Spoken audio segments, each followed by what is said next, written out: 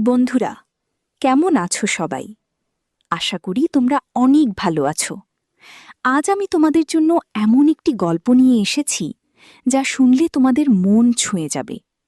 এটি একটি পরিবারের গল্প, একটি মায়ের কষ্টের গল্প, আর একজন ছেলের ভুল পথে চলে যাওয়ার গল্প। গল্পটি শুরু করার আগে বলছি, পুরো ভিডিওটি মন দিয়ে শুনবে, কারণ শেষের দিকে এমন একটি ঘটনা ঘটবে যা তোমাদের অনেক ভাবিয়ে তুলবে। আমি একজন সাধারণ গৃহিণী, নিজের মতো করে থাকতে ভালোবাসি। আমার স্বামী মারা গেছেন প্রায় 5 বছর আগে। তারপর থেকে আমার 3 ছেলেকে নিয়েই আমার সংসার। আমার বড় ছেলে বিদেশে থাকে। সে অনেক কষ্ট করে কাজ করে এবং প্রতি মাসে সংসারের জন্য টাকা পাঠায়। সেই টাকাতেই আমাদের সংসার মোটামুটি ভালোভাবেই চলছিল।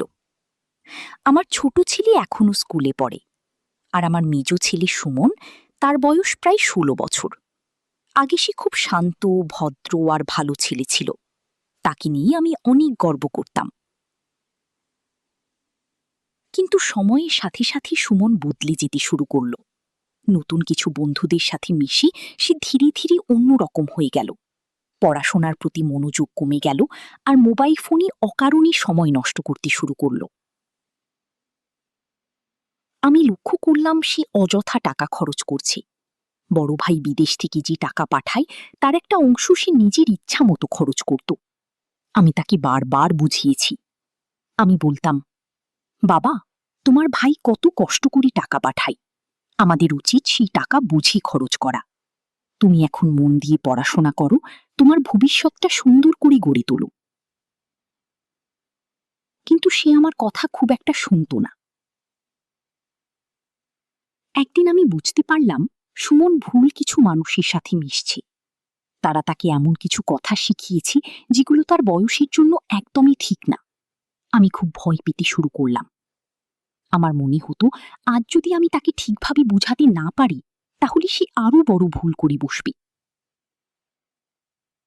একদিন বিকেলে আমি ঘর থেকে বের হয়ে দেখি সুমন চুপচাপ বসে আছে।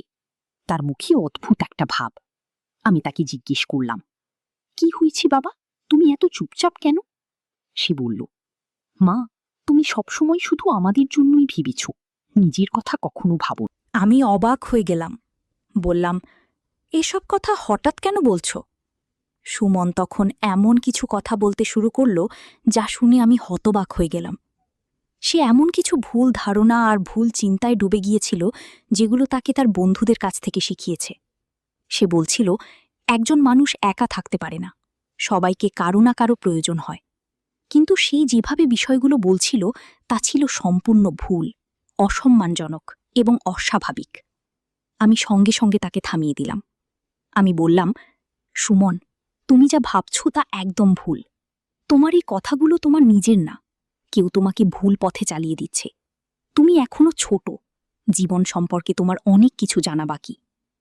কিন্তু সুমন তখনও আমার কথা শুনছিল না। সে তার বন্ধুদের কথা, তাদের জীবন, তাদের ভুল ধারণাগুলোকে সত্যি বলে মনে করছিল। তখন আমি তাকে শক্ত গলায় বললাম, শোনো, আমি তোমার মা, আমি তোমার ভালো চাই। তুমি এখনই যদি নিজেকে না বদলাও তাহলে একদিন তুমি নিজের জীবনটাই নষ্ট করে ফেলবে। ভুল বন্ধু, ভুল চিন্তা আর ভুল পথ, এগুলো কাউকে কখনো সুখ দিতে পারে না। আমার কথা শুনে সে রেগে গেল। তারপর বাড়ি থেকে বের হয়ে গেল। 2 দিন ধরে সে বাড়িতে ফিরল না। আমি খুব চিন্তায় পড়ে গেলাম। একজন মা হিসেবে আমার বুকটা ফেটে যাচ্ছিল। আমি শুধু ভাবছিলাম, আমার ছেলেটা কোথায়, সে কি ঠিক আছে? আমি সারা রাত ঘুমাতে পারিনি। বারবার মনে হচ্ছিল হয়তো আমি ওকে ঠিকভাবে বুঝাতে পারিনি, হয়তো ও এখনো বুঝতে পারিনি কোনটা ঠিক আর কোনটা ভুল। 2 দিন পর সুমন বাড়িতে ফিরল। তার চেহারাটা খুব শান্ত হয়ে গিয়েছিল। সে এসে আমার সামনে দাঁড়িয়ে বলল, মা, আমাকে মাপ করে দাও, আমি ভুল বুঝেছিলাম, আমি ভুল মানুষের সাথে মিশেছিলাম, তুমি ঠিকই বলেছিলে। আমি তাকে বুকে জড়িয়ে ধরলাম, কারণ একজন মা কখনো নিজের সন্তানের উপর রাগ করে থাকতে পারে না। আমি শুধু বললাম, বাবা, ভুল সবাই করে, কিন্তু যে নিজের ভুল বুঝতে পারে সেই মানুষটাই একদিন সবচেয়ে ভালো মানুষ হয়। বন্ধুরা, এই গল্প থেকে আমরা একটা বড় শিক্ষা পাই, সন্তানদের শুধু ভালোবাসলেই হবে না, তাদের সাথে সময়ও দিতে হবে। তারা কাদের সাথে মিশছি, কি শিখছি, কি দেখছি, এসবের দিকেও খেয়াল রাখতে হবে।